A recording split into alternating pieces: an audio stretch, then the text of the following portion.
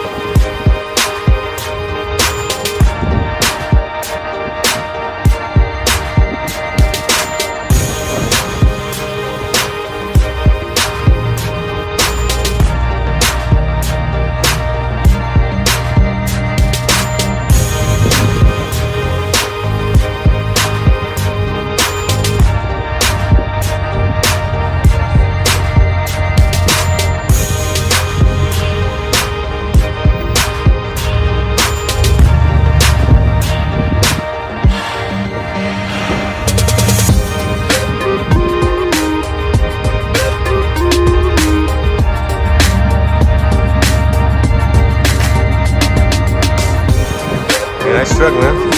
What year is it? 93. Nice. Is it a V8 or V6?